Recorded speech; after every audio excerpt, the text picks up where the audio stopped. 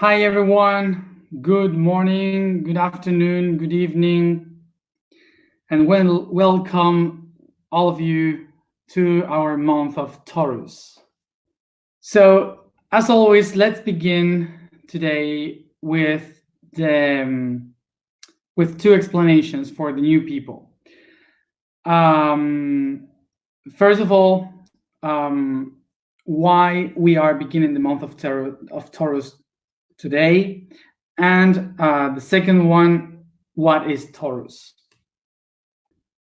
So to begin, the reason why we begin today with the month of Taurus is because in this path we are not following the astrology ni astronomy. We are not following the astrology, the tropical astrology, neither the sidereal astrology. We are not following that. We are following the calendar of the Atlantean culture that divided the year in 12 months of 30 days each, beginning the year in the moment when the star of Sirius rises in the horizon for the first time, which for this year was August 4th, 2020. So that's why we started 30 days, and that's why we today begin our month 10th, which is for Taurus. In the ancient times, the month were not called as Taurus or Aries. They were called with the numbers, with the position of the month, and all the culture behind it. But because we are kind of moved by this constellation mostly in this month, we named it like that, like the month of Taurus. So I remind you also that even if we use the names of astrology and astronomy when we call the constellation of Taurus, we are not talking about what the constellation and the stars in the constellations can affect us. We are talking about which moment is the Earth going through. Because in astrology and astronomy, it's not the stars that affect us. We name the stars according to what we live on Earth. And this is why we are going to describe Taurus, not because of the constellation, but because what happened on Earth when we see that constellation. So this takes us to try to understand what is the energy of Taurus, so we can understand a little bit what will be the idea of this entire month. So to understand Taurus, we can say that Taurus is a symbol of Earth. Taurus is the second house related to the matter, the comfort, the hard work to get all the things that we need to live, like eating, sleeping, pleasure. So it's all about the wealth. It's about having what we need, about having love. Is the symbol of the house, the home. So it's all the tangible things, all the things that you can handle, that you can touch. And this is why it's related with the matter, with the with being rich, with the comfort, and all those things that are related to the ground and this reality.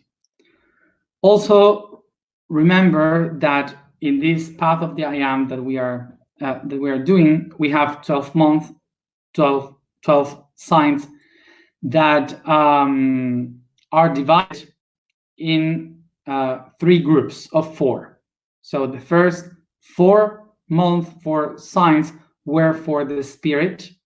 The next 4 signs were for the soul, and since April, since the month of Aries, we are in the body, in the 4 of the body. So these 4 are the 4 elements. So today we begin the element of earth, related to the body of our path.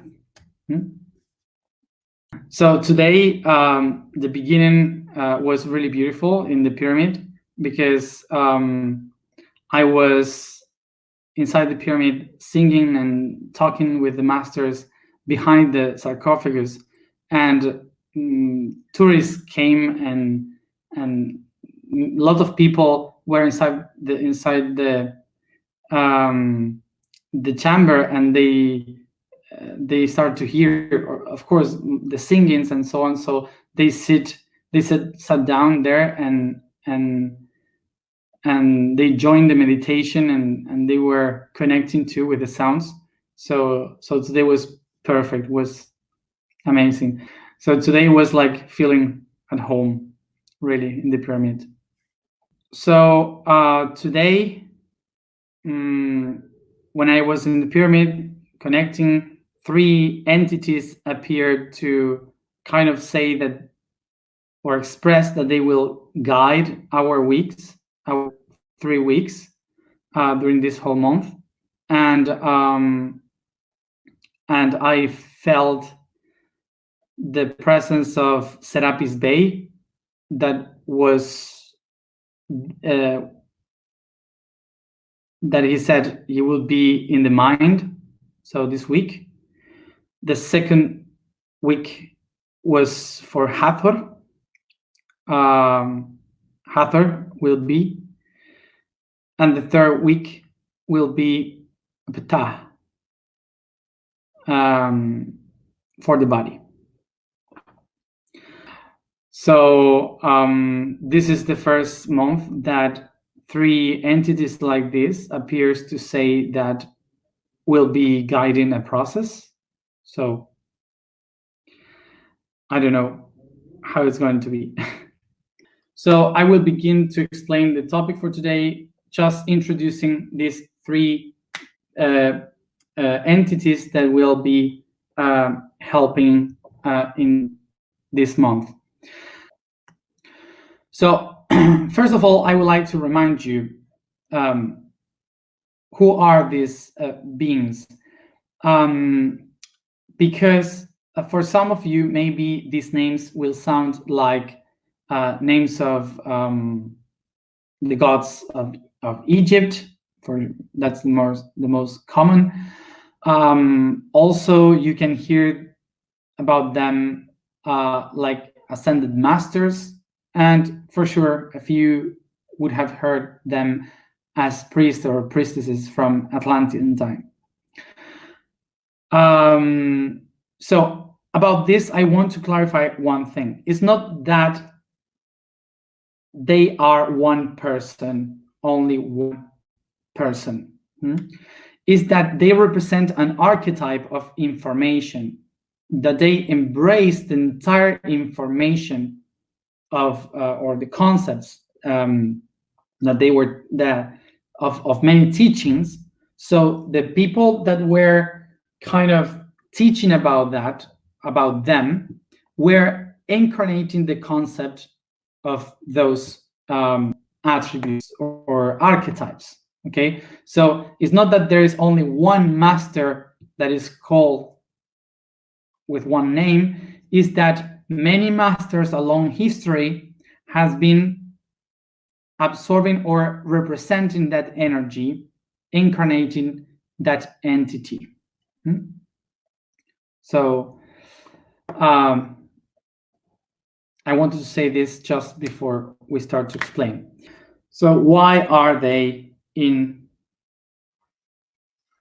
our week of Taurus. Serapis Bey, Hathor y Ptah. So Usirhab, the name of Serapis Bey, starting by this. I'm not going to explain about the master. I will explain about the origin, which is Usirhab. Usirhab is the name of Usir, means Osiris, is the name of Osiris. And Hab is the name of the bull. So Usir means the one that is eternal, because it's eternity. Osiris is the god of eternity, and Hab is the god of transcendence, which is the Taurus, the bull. And Bey is the name from Anatolia. So Usirhab Bey, Bey meaning governor, meaning the one that rules. Altogether means the governor of the eternal transcendence. This is why Serapis Bey is known as the master of ascension. So here in Egypt, so basically all this symbol is for a bull. So let's go to the reason why Serapis Bey is a bull. It's not the person, it's the bull itself for the ancient tradition. So why it is a bull? Because even here in Saqqara, we have sarcophagus and tombs that was for bulls specifically, not for humans, because they were incarnating the code of Serapis Bey, so they were treated like gods on earth. But why? So to understand why the bull was so sacred, we have to go to the origin of agriculture. When we started to be sedentary in our civilization, our cultures, we discovered agriculture. So we started to work with the agriculture. Okay. And one of the first animals that was domesticated was the bull, because the bull was really useful to carry the plow and to sow the seeds. It did a lot of hard work and helped many families to have food, to have wealth, security. So whoever had a bull, it would represent wealth for the family. So they established security in the people, they established transcendence of the families, because they were able to repeat the cycle again next year. So they had food, they had tranquility, they had many things that were really good because of the bull. So the bull was a symbol. So the bull also gave flesh, not only meat, not only because they could eat the bull, but because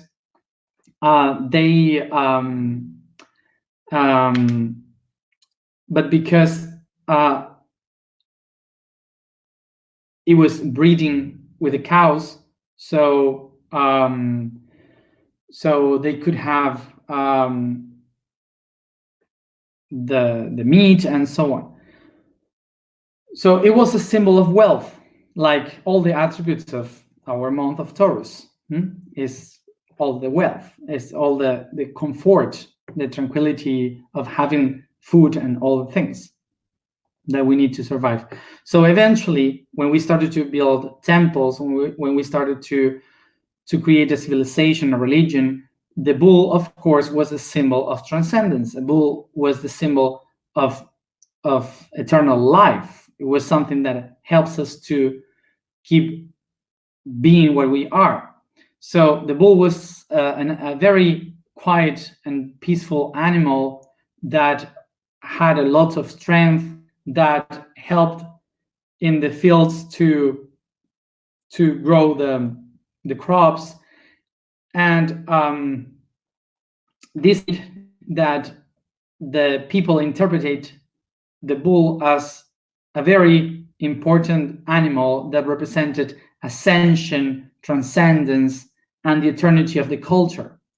So they took all the attributes of the bull and made it into divinity.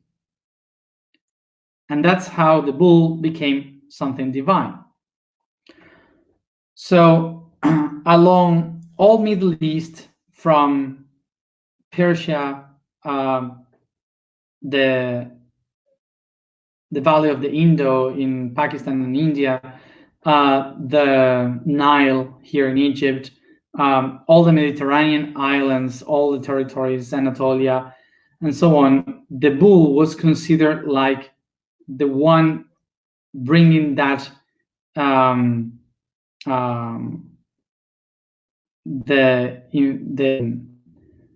the peace, the continuation of the civilization. So it was very, very important for everyone to understand the transcendence of the cultures. This is why it was called the governor, because it was the symbol that ruled over the nations. That's why it was called Bey, the governor. So of course that eventually, when the age of Taurus ended and the age of Aries began, the idea of the Taurus was changed. So for all the people in the Mediterranean Sea, the Taurus was a symbol of the old traditions, of the old empires that were ruling and dominating over the other populations. So the traditions in the middle in the Mediterranean Sea started to kill the bull, because if you so they took the attributes of the bull, like being brave and have strength and going against something. So they took this idea that the bull represented all the empires that they were against too. So like Egypt, like Babylonia, like Persia. So they started to do these ceremonies in which in public spaces they killed the bull, they faced the bull, like representing we are going over the other cultures that were controlling us, and this is a new time. So all these traditions of the Mediterranean Sea against the bull kept going through the time, and that's why even today we can see some traditions with the bull in Greece, in Spain, and Spain took it to Mexico and Colombia and so on. Against that idea of the tauromaquia, I don't know how to say in English, that we have today, in ancient times, the bull was seen as a symbol of fertility and a symbol of divinity. So that's why the priest that took or embodied the aspects of the holy bull was called Serapis Bey, and this is how we get the masters. So with Serapis Bey, what we are going to do is to work in the mental aspects of the bull. Hathor significa la casa de la luz. Hat, casa, hur, luz. La casa de la luz. Hathor comes from Hathor. Hathor means the house of light. Hat meaning house and hur meaning light. So Hathor is the name of the one that holds the light within. Hur gives the name of Horus, which is the Egyptian god, the falcon, the hawk. So Hathor is the one that protects the light of Horus, the consciousness itself. And the symbol is a house with a falcon, a hawk inside. But the incarnation, the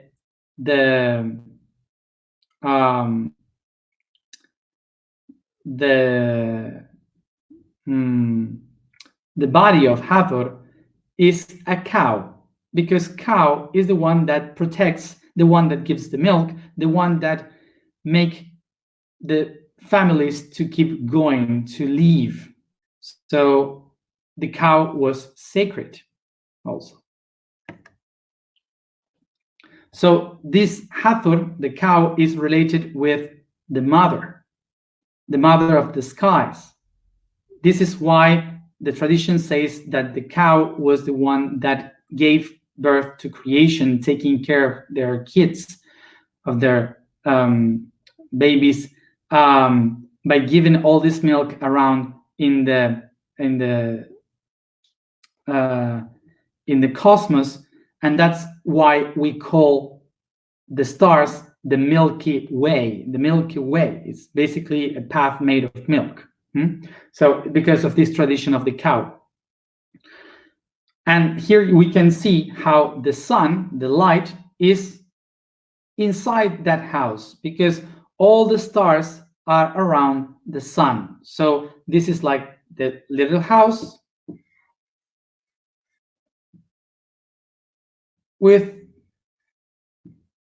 the hawk within, which is all the stars and the constellations surrounding the sun. Is the caring mother, the one that takes care of everyone, even the sun. So here we have that Hathor is the mother that takes care. So is the soul. So here we have the bull already and the cow. And the god Ptah is a very complicated god, because it's a dark one, is a dark master, but is the one in charge of creation, is the one that manifested the matter in this reality. So is the one that makes all the physical things exist according to the Egyptian tradition. Ptah.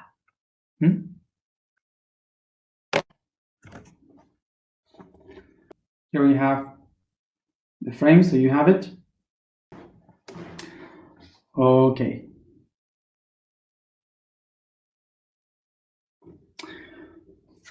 As always, the first day of the month is a little bit longer, because I try to explain the end of the whole thing. We begin today with the first topic explained by the energy of Serapis Bey, which will start this week with the topic of the source. The source.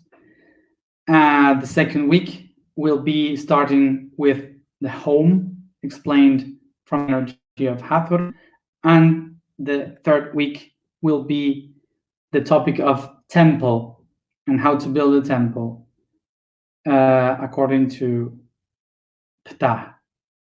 And I should mention that I have no idea how we're going to do it. So let's begin with the topic for today, which is the source. So the source, talking about the source, we are not going to speak about the source from the spiritual point of view that we usually know the source, because usually when we speak about this in spirituality, it's like the source from the origin of things in the spiritual way. But because we are in Taurus, we are going to talk about this in another way, in another point of view. We're going to talk about source, but first let's think about the idea of a fontaine. Fontaine is the same origin as fuente in Spanish, and we can relate that to a different way of understanding a fontaine. So we have we have here the word fount or fontaine comes from then in the Indo-European language that means to flow. Flow. Which gives us two words. Fontis, meaning flow of water, and fundis, that means to melt materials.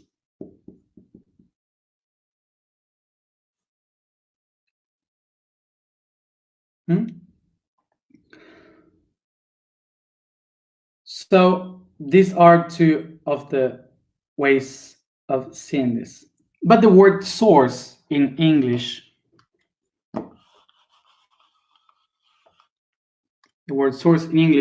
comes from subreg.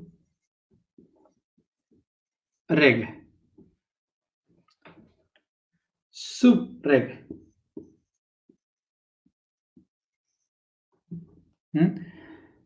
Which is sub, under, and reg means rule, line.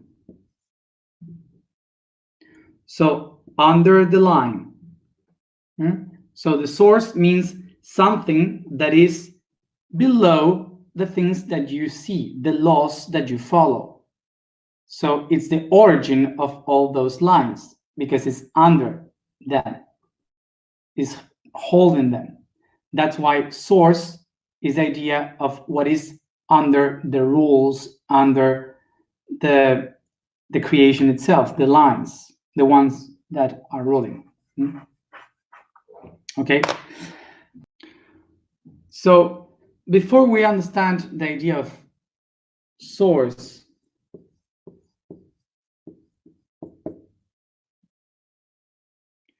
remember something that we have spoken many times, that everything begins with only one thing that decides to divide in two, projects themselves in two, and then repeats the system and repeats the system, and it starts to multiply itself by two all over once again, creating a network.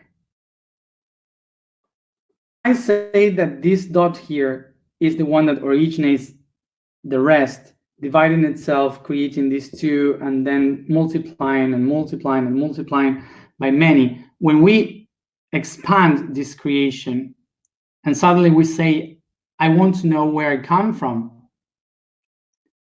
I start my path to seek for the source of all things, which we call also the origin.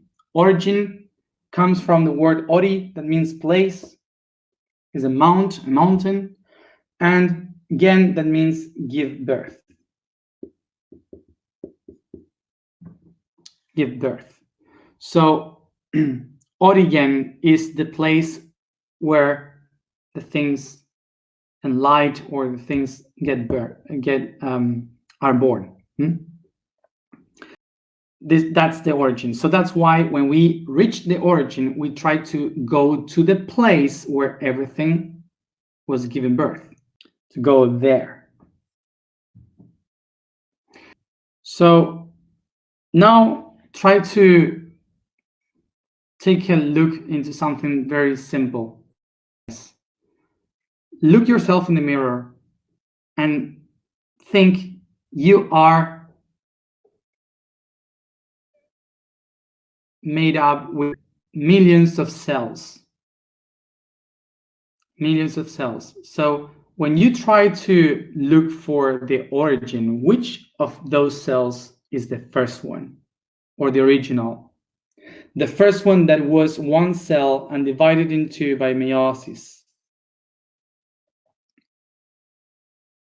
Where are they? Can you find it? So now, when they start to divide, by 2 and by 2 by 2 by 2, and they start to multiply once and again, once and again, once and again,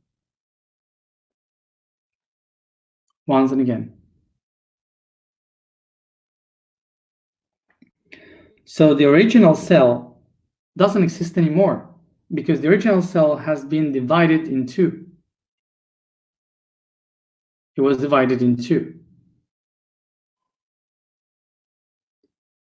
And then in 4, and then in 8, and so on. So suddenly there's no original cell. Suddenly all the cells had the information of the first one. So as you see here, whether it is for meiosis or mitosis, the body, every cell has the original information. This is why the cells can die and regenerate again many thousands times. So now, to get the idea, equal like the cells, this center here, the first one, is not that it has been projected to the outside, creating two more besides this one here. What really happens is that this one here was divided in two. And this one here was divided in 4. And then it was divided in 8. You see? So this is what we have been trying to understand all this time. That is not that there is someone or something that creates into the outside something new. It's not that something is created outside. It's the same being dividing itself by many thousands of them, millions. And this is why there is no creator that creates something. It's a creator that creates itself. And we are tiny little parts of that creation, of that creator. We can say that we are fruit with many seeds. The same image that we can have is like having one fruit with many seeds inside, and then one of those seeds goes into the ground and takes roots and leaves and branches, and then creates a tree that gives more fruits, exactly the same as this one. So this is how we can understand now that the source is not in a place in the universe. The source is everywhere, in every tiny little part of existence. So this means that all the oranges in the world are part of the same being, which is called orange. And it doesn't matter how many trees there are, how many oranges in the world there are, the seeds inside of them will have the information for the whole, to create new oranges, basically. So this means that the source is within. So we usually make like a romantic idea of the source, saying the source is within you, you have power of creation, you have the strength to do all the things, you have all the potential. And that's true. That's true. Because every little aspect of yourself has the information of the source.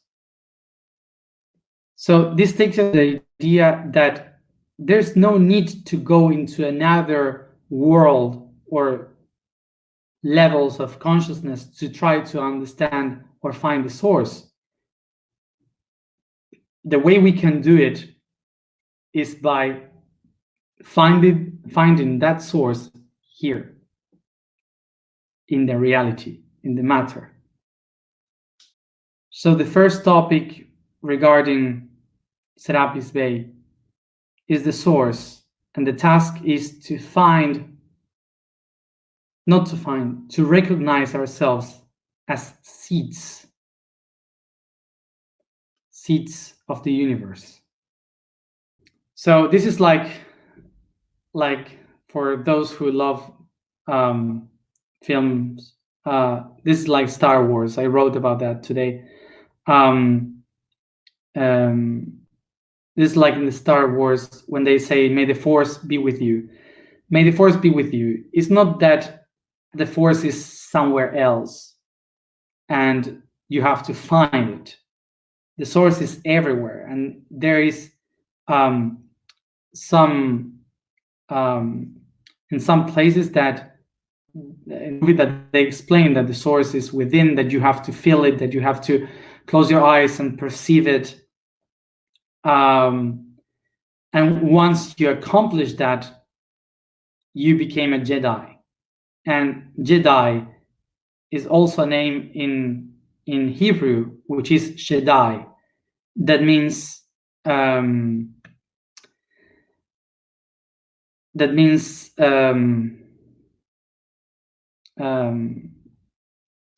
Almighty. So that you have all the potentials within. So I will share with you the task for the entire month in order to activate this consciousness of the Almighty within. So what we are going to do, the task for the entire month, the 30 days that we have, the task is to make something that for sure you have done at school, which is a germination.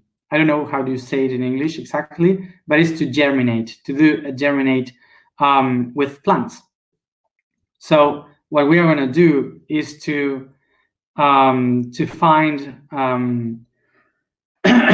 So I'm not going to explain how to make a germinate because you have. I explained it in the blog, and also you can find it in internet. You can do it in.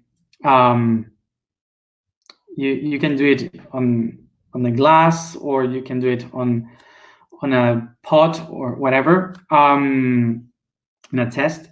So what you have to do is to make the germinate with the seeds you choose, and then what you will do is to water those seeds with the intentions of every alignment of every day during this month. So we are gonna see and take the seeds as if they are our own cells, so we can perceive how our intentions are growing physically.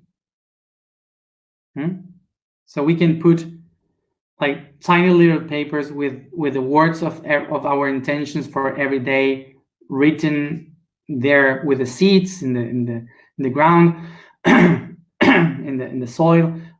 We can just sing and talk to them. What we are going to do is to manifest physically all the intentions for this month. In the blog, I explain specifically how you can do it.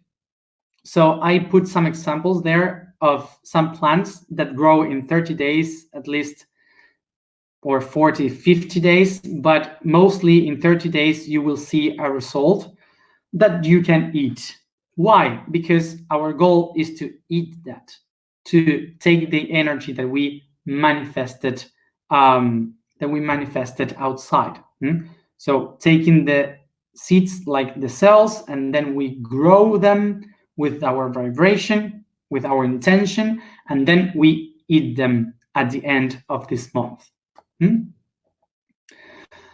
Whatever they have given, we just eat it, even if it is like this. So this week will be to manifest the source here and now.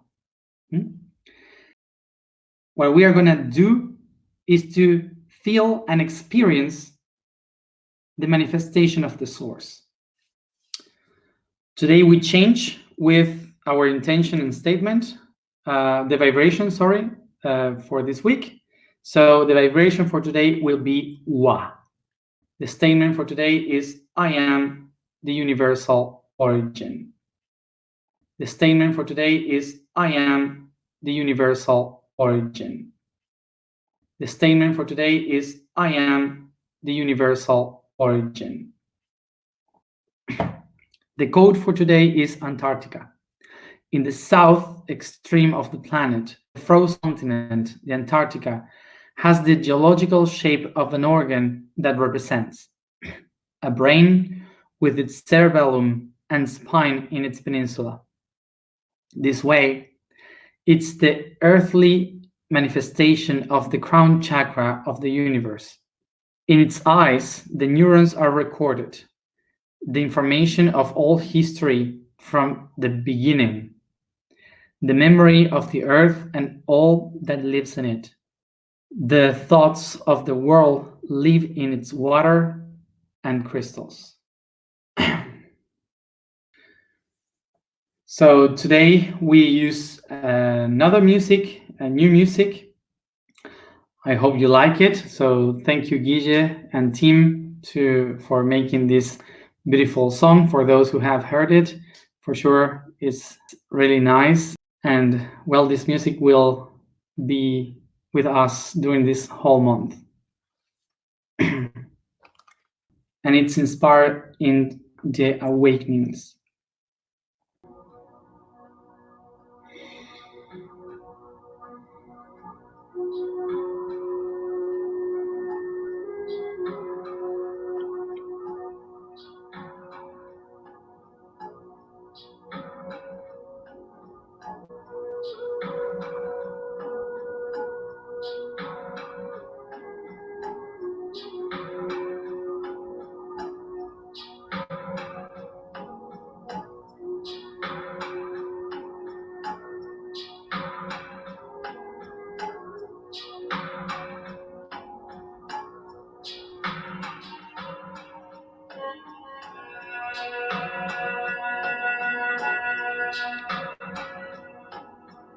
I become aware of the space that surrounds me,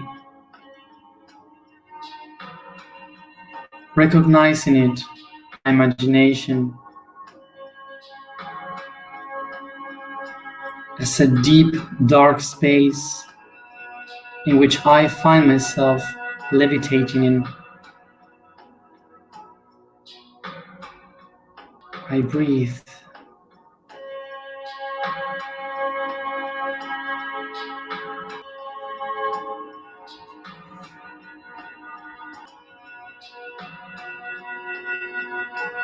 I feel the peace here,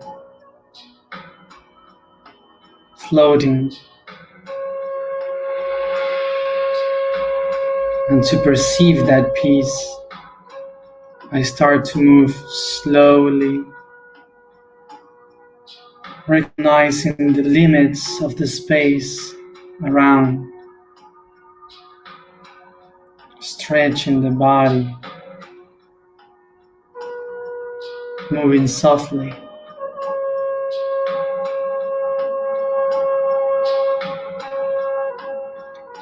As if I am waking up.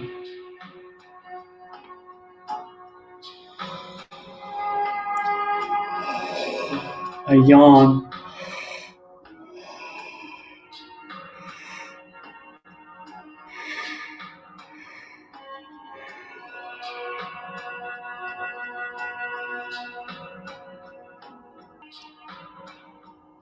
I relax the body as I perceive myself as if I am flying in the clouds, floating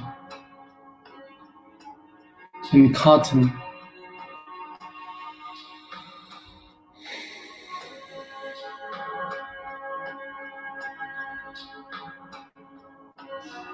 I feel peace.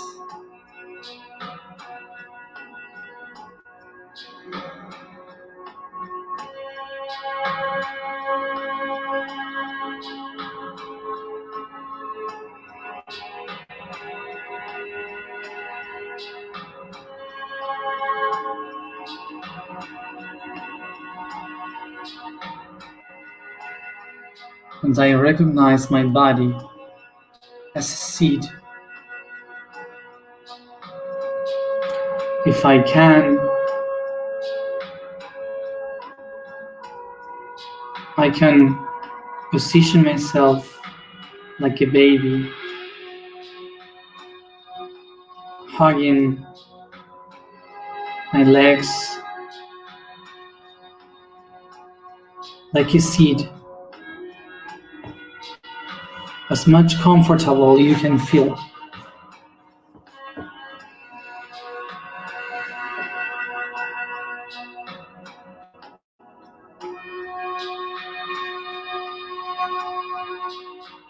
You can take your hands if you want. You can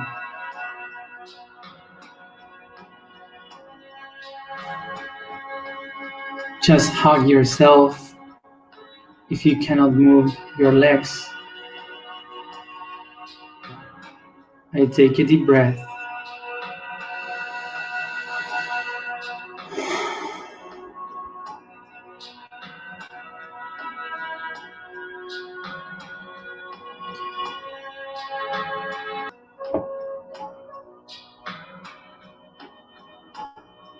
I see in the sky a light coming towards me, the light of my spirit. And it descends upon me in the shape of a drop of water, that it arrives to my crown, watering this chakra.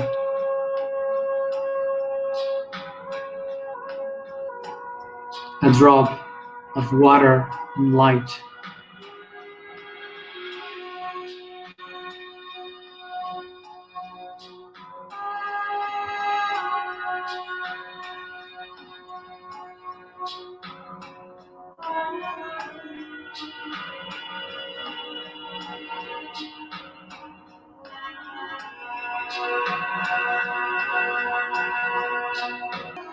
I absorb this water and light with much love, smiling.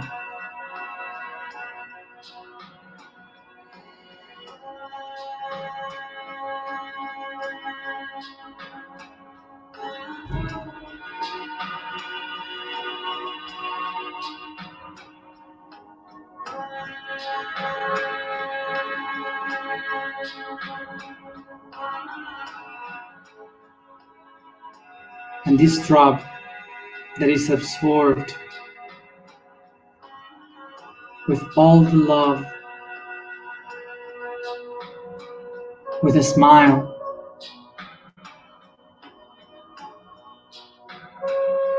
reminds me my will of growth, acknowledging that within me lies the source of the universe. I become aware that I am a seed for the universe, a seed of the universe. And because of this reason, I have within the potential, the source, to create a new one.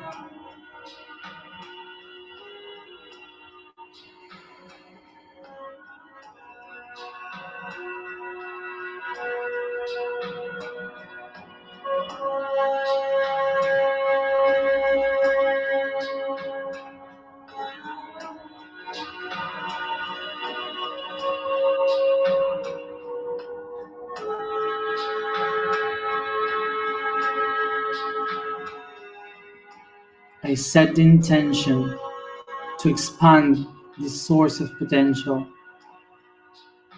so my seed can create this new reality.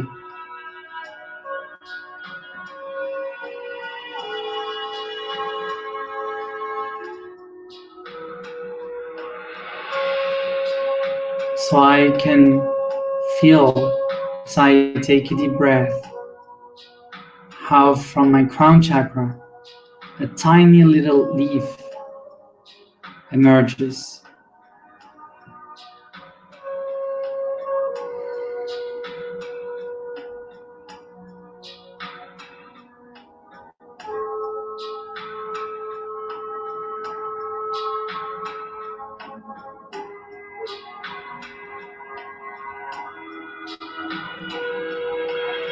And with my hands, I accompany these leaves rising from my crown.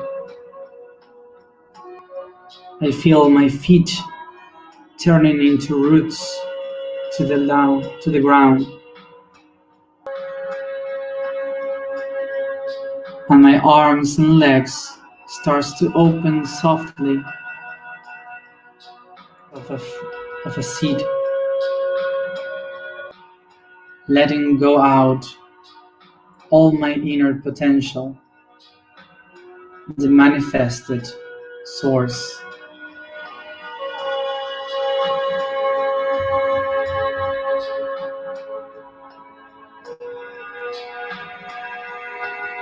I expand my arms as branches, my fingers as leaves, and my legs as the roots, expanding my crown chakra, full with flowers, and I recognize myself as a tree.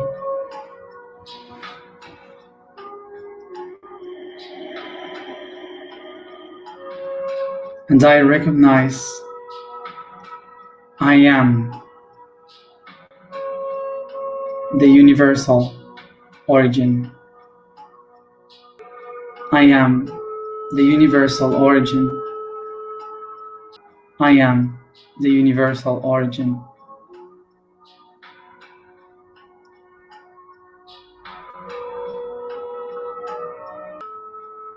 And I have in me all that I need. I have, I have, I have.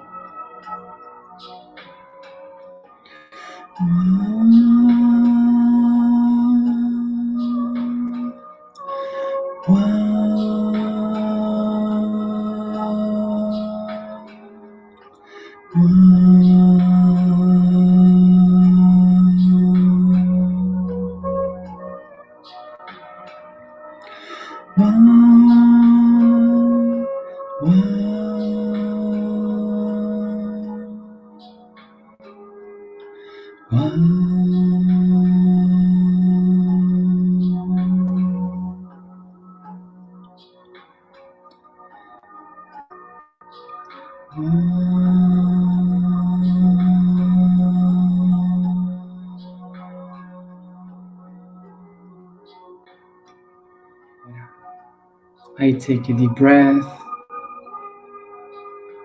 and each one at its own time, come back here and now.